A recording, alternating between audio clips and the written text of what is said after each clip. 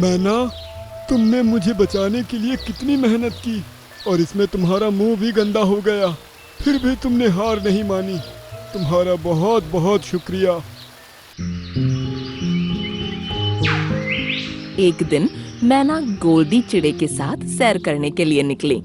दोनों उड़ते हुए झरने के पास पहुँचे। वहाँ उन्होंने देखा कि एक कौवा नदी के किनारे जमे कीचड़ में फंसा है। उस कीचड़ में कुछ डंडियां भी पड़ी थीं, जिनकी वजह से वो कीचड़ से बाहर नहीं आ पा रहा था। अरे कौवे भैया, तुम इस कीचड़ में कैसे फंस गए?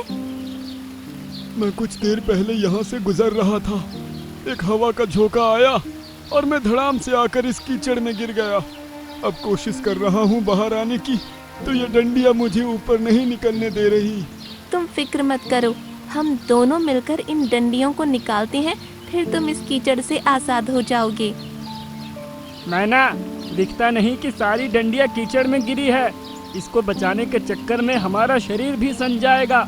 मुझे इतना महान काम नहीं करना। तुम चाहो तो यहाँ रुक सकती हो। कहकर गोल्डी वहाँ से उड़ गया, लेकिन मैना कौवे को बचाने में लग गई। वो एक एक डंडी को अपनी चोंच से उठाती और उनको जमीन पर एक तरफ छोड़कर दूसरी डंडी उठाने के लिए वापस आती। आखिरकार कुछ घंटों की मेहनत के बाद सारी डंडियां निकालने में वो कामयाब हो गई, लेकिन अब तक उसकी चोंच और मुंह पर कीचड़ लग चुका था। कौवे भैया, अब बाहर आने की कोशिश करो। उसकी बात सुनकर कौवे ने फड़फड़ाना शुरू किया और वो कीचड़ से बाहर आ निकला। ये देखकर मैना खुश हुई और कौवा भी बहुत खुश होते हुए बोला, मैना, तुमने मुझे बचाने के लिए कितनी मेहनत की और इसमें तुम्हारा मुंह भी गंदा हो गया, फिर भी तुमने हार नहीं मानी। तुम्हारा बहुत बहुत शुक्रिया। कोई बात नहीं कौवे भैया, अब झरने पर चलकर इस कीचड़ को धो लेते हैं। उसकी जरूरत नहीं है, तुम मेरे साथ आओ। उसकी बात सुनकर मैना उसके साथ चल दी। कौवा उसे एक गुफा में ले गया। वहाँ उसने दीवार के पास रखी अपनी छड़ी उठाई और उसको पहले मैना के ऊपर घुमाया, फिर अपने ऊपर भी। दोनों के शरीर से कीचड़ साफ हो गई और ये देखकर मैना चौंक पड़ी। ये कैसा जादू है कौवे भैया? ये मेरी जादुई छड़ी है। तुमने मेरी जान बचाई है, इसलिए मैं तुमको एक तोहफा देना चाहता हूँ। मुझे बचाते हुए तुम्हारी चोंच गंदी हो गई थी ना, अब मैं तुम्हारी इस चोंच को जादुई चोंच में बदल देता हूँ। ऐसा कहकर उसने मैना के ऊपर एक बार फिर से छड़ी घुमाई और उसकी चोंच सुनहरी सोने की चोंच बन गई। अब तुम्हारी ये जादुई चोंच दूसरे पक्षियों की मदद करने में तुम्हारे काम आएगी। जिस पक्षी को भी तुम अपनी चोंच से छू दोगी, उसकी चोट या कोई भी दर्द हो, मिनट से पहले ही ठीक हो जाएगा। अरे वाह, शुक्रिया कौवे भैया। अगर ऐसा सच में हो सकता है तो मैं जंगल के हर एक जानवर को ठीक करने की कोशिश करूंगी। कहकर मैना ने उससे विदा ली और अपने घोंसले पर वापस आ गई। सुबह मैना को किसी के कराहने की आवाज सुनाई दी। ये आवाज पास ही के घोंसले से आ रही थी। मैना इस आवाज को सुनकर उस घोंसले पर गई। वहाँ उसने देखा कि छोटी चिड़िया के पंख में चोट लगी है और वो दर्द से कराह रही है। मम्मी चिड़िया ये देखकर दुखी हो रही है। बेटा, बस थोड़ा इंतजार कर लो, मैं काली पहाड़ी जा रही हूँ। वहाँ से तुम्हारे लिए नीला फूल लेकर आऊंगी, उससे तुम्हारे पंख का दर्द ठीक हो जाएगा। लेकिन काली पहाड़ी तो बहुत दूर है, तब तक ये कैसे इतना दर्द बर्दाश्त करेगी? तो क्या करूं मैं ना बेटा, इसके अलावा और कोई रास्ता नहीं। मैं जा रही हूँ। आप एक बार मुझे कोशिश करने दीजिए। कहकर मैना ने अपनी चोंच से उसके पंख को हल्के से छुआ। ऐसा करते ही उसका जख्म ठीक हो गया और दर्द गायब हो गया। वो खुशी से उठ खड़ी हुई। अरे वाह मम्मी, मैं तो एकदम ठीक हो चुकी हूँ और दर्द भी एकदम गायब हो गया। शुक्रिया मैना, तुम नहीं होती तो पता नहीं ये कब ठीक होती। तुम इस जंगल की सबसे अच्छी पंछी हो। कोई बात नहीं, आगे जरूरत हो तो याद करना। इतना कहकर मैना खुश होते हुए अपने घोंसले को वापस चली गई। शाम के वक्त उसके घोंसले पर एक तोता आया। मैना, सुना है तुम अपनी जादुई चोंच से कोई भी चोट ठीक कर सकती हो। हाँ, मैं कोशिश कर सकती हूँ। बताओ किसको चोट आई है? मेरे साथ चलो मैना। सुनकर मैना उसके साथ चल दी। वहाँ तोते के भाई के पैर में चोट लगी थी, जिसकी वजह से वो तड़प रहा था। मैं इनको अभी ठीक करने की कोशिश करती हूँ। कहकर मैना ने अपनी चोंच से उसके पैर को छुआ तो उसकी चोट भी ठीक हो गई और वो उठ खड़ा हुआ। दोनों ने मैना को खूब धन्यवाद किया और मैना भी खुश होते हुए अपने घोंसले को वापस चली गई। अब ये बात पूरे जंगल में फैलना शुरू हो गई और गोल्डी के कानों तक पहुंची। जादुई चोंच, क्या बकवास है। और अगर ऐसा भी है तो वो बिना कुछ पक्षियों से लिए ठीक क्यों कर रही है। मैं अभी जाकर उस चोंच को ही ले आता हूँ। ये सोचकर गोल्डी ने अपने घोंसले में रखा चाकू निकाला और उसके पंजों में फंसाकर मैना के घोंसले की तरफ चल दिया। मैना उसके पास चाकू देखकर डर गई। ये चाकू तुम किस लिए लेकर आए हो गोल्डी? बहुत हो गया सबका फ्री का इलाज। अब इस चोंच को मैं लगाऊंगा और सबसे इलाज के बदले कुछ ना कुछ काम जरूर लूंगा। ऐसा कहकर उसने मैना की चोंच पर चाकू चला डाला और उसकी चोंच कटकर नीचे गिर गई। मैना बहुत बदसूरत दिखने लगी। अपनी चोंच को जमीन पर पड़ा देख वो रोने लगी। गोल्डी ने चोंच को अपने पंजों में दबाया और वहां से उड़ चला। लेकिन जब वो अपने घोंसले पर पहुंचा तो वही कौवा तैयार खड़ा था। तुमने मैना पर हमला किया, उसको चोट पहुंचाई। कौवा भैया, आप प्लीज ये चोंच मुझे लगा दीजिए। उसकी जगह अब मैं इस चोंच से पक्षियों को ठीक किया करूंगा। मुझे पता है कि तुमको दूसरों की मदद करने में कोई दिलचस्पी नहीं है। इतना कहकर कौवे ने अपनी छड़ी घुमाई और देखते ही देखते गोल्डी की चोंच पत्थर की बन गई। उसका मुंह भारी होकर दुखने लगा और वो दर्द से कराहने लगा। कौवा वहां से उड़कर मैना के पास पहुंचा तो वो अपने घोंसले में पड़ी रो रही थी। मैना, तुम रोना बंद करो, मैं अभी तुमको ठीक कर देता हूँ। इतना कहकर उसने मैना के ऊपर छड़ी घुमाई और उसकी चोंच फिर से वापस आ गई। वो खुशी से झूम उठी और कौवा उससे विदा लेकर वहां से चला गया। मैना का दिल बहुत नरम था, इसलिए वो गोल्डी के घोंसले पर गई और उसकी चोंच को ठीक कर दिया। ये सब बाकी के पक्षियों ने भी देखा और उसकी बहुत तारीफ की।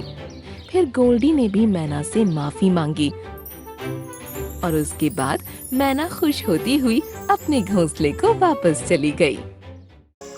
मैं अपने इस रूप से तंग आ चुका हूँ। मेरी इच्छा है कि मेरा ये शरीर शेर के शरीर में परिवर्तित हो जाए और मैं बिल्कुल शेर जैसा दिखने लगूं। ठीक है, लेकिन याद रखना, तेरा सिर्फ शरीर, चेहरा और आवाज शेर की होगी। आत्मा तेरे अंदर सियार की ही रहेगी। एक जंगल में हैरी नाम का एक धूर्त सियार रहता था, जो बहुत ही धूर्त और मक्कार किस्म का था।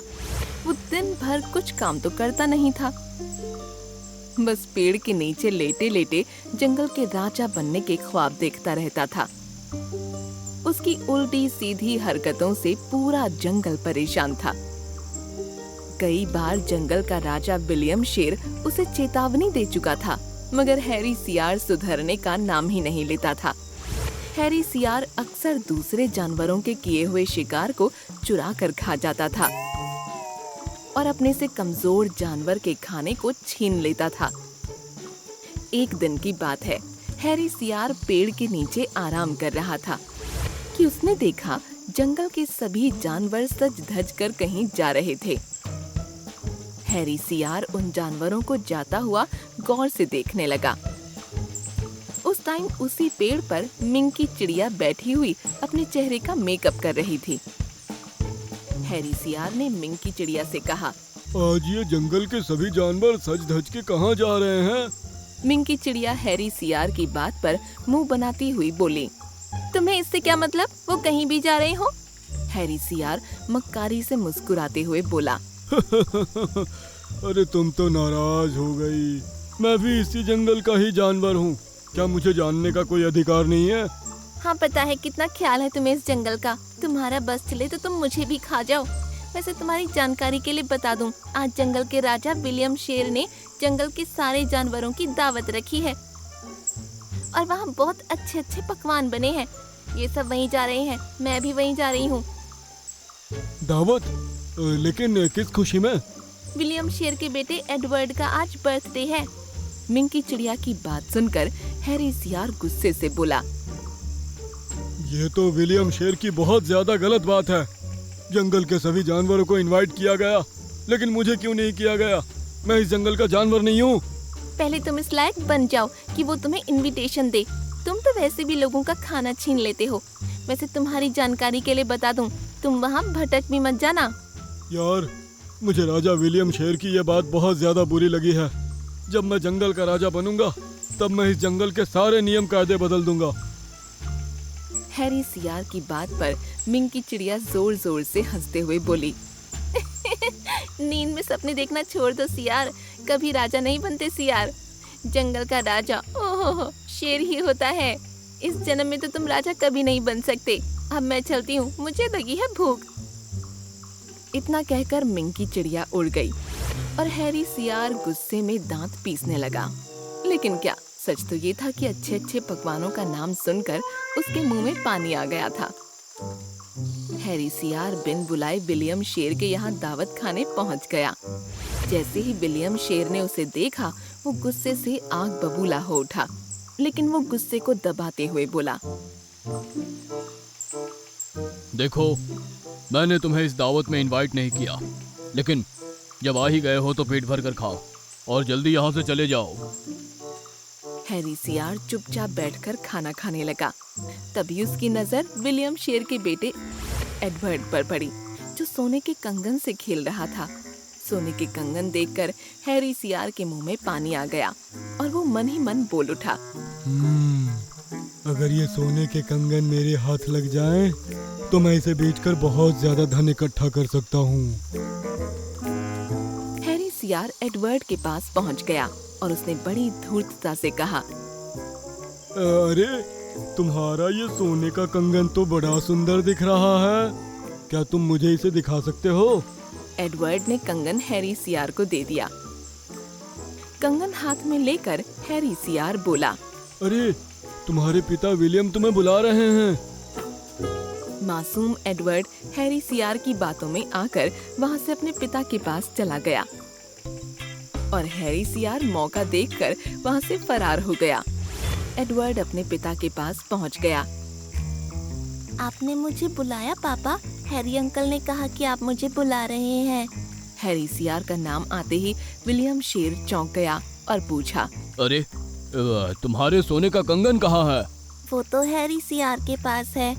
अपने बेटे एडवर्ड की बात सुनकर विलियम शेर की समझ में सारा माजरा आ चुका था। वो समझ गया कि हैरी सियार बड़ी आसानी से उसके बेटे को बेवकूफ बनाकर यहाँ से भाग चुका है। विलियम गुस्से से आग बबूला हो उठा। उसने अपने सिपाहियों को बुलाकर कहा। मेरे बेटे को बेवकूफ बनाकर भाग गया। जाओ, हैरी सियार को जिंदा या मुर्दा पकड़ कर लेकर आओ। इधर हैरी सियार बड़ी खुशी से पेड़ के नीचे उस कंगन को देखे जा रहा था। तभी उसकी नजर मिंकी चिड़िया पर पड़ी, जो उड़ते हुए उसके पास आ गई और बोली। तुमने इस बार हद पार कर दी हैरी। जंगल के राजा विलियम शेर ने अपने सिपाहियों से तुम्हें जिंदा या मुर्दा लाने को कहा है। मुझे लगता है इस बार तुम पक्के मारे जाओगे। मिंकी चिड़िया की बात सुनकर हैरी सियार डर से कांपने लगा और तुरंत वहाँ से भाग गया।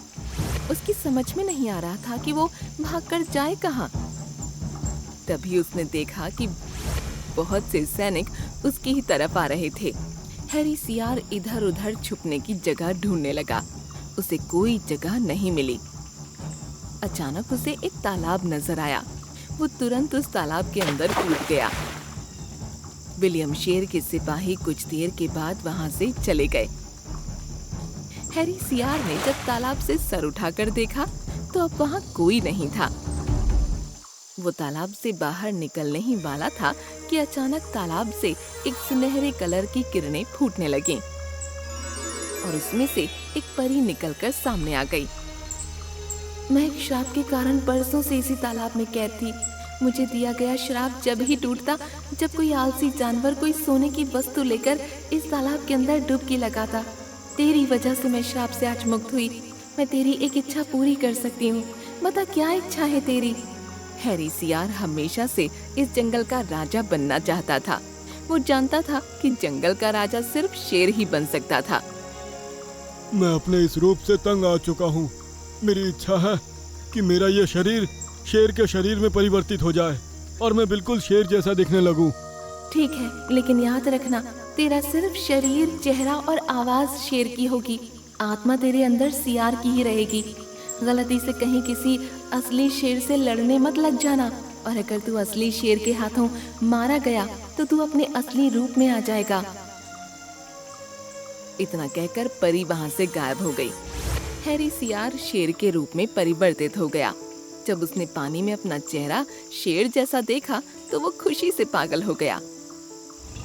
देखते ही देखते हैरी शेर ने जंगल में आतंक मचा दिया। अब वो जैसा चाहता वैसा करता। वो कभी भी किसी भी जानवर को मारकर खा जाता। जंगल के राजा विलियम शेर को जब ये पता लगा कि इस जंगल में दूसरा शेर भी आ गया है जो इस जंगल का राजा होने का दावा कर रहा है, विलियम शेर गुस्से से पागल हो उठा और चिल्लाकर बोला, मैं उस शेर को जान से मार दूंगा जो मेरे जंगल के निर्दोष जानवरों को मार रहा है। हैरी सियार शेर बनकर बड़ी अकड़ से जंगल में टहल रहा था कि अचानक विलियम शेर उसके सामने आकर खड़ा हो गया और चिल्लाकर बोला, कौन है तू और मेरे जंगल में क्या कर रहा है? क्या तू नहीं जानता कि इस जंगल का राजा मैं हूँ? हैरी सियार अपने घमंड में ये भूल गया कि परी ने उससे क्या कहा था। उसकी आत्मा सियार की ही रहेगी। वो भूल गया कि अगर वो असली शेर से लड़ेगा तो वो हार जाएगा। हैरी सियार घमंड में चूर होकर बोला, इस जंगल का शेर तो मैं ही हूँ। दो हाथ करके देख ले, तुझे पता लग जाएगा। ये सुनकर विलियम शेर गुस्से में दहाड़ उठा। दोनों का मुकाबला शुरू हो गया और विलियम शेर ने बड़ी आसानी से हैरी सियार को उठाकर पटक दिया। कुछ ही देर में उसने हैरी सियार को चीर फाड़ कर रख दिया। जैसे ही हैरी सियार ढेर होकर जमीन पर गिरा, वो अपनी शक्ल में आ गया। उन दोनों की लड़ाई मिंकी चिड़िया भी देख रही थी। हैरी सियार के मरने के बाद मिंकी चिड़िया मुस्कुराकर बोली, ये तो शेर की खाल में कीदड़ वाली कहावत हो गई। मना किया था, जंगल के राजा कभी सियार नहीं बनते। उसके बाद जंगल के सभी जानवर खुशी खुशी रहने लगे।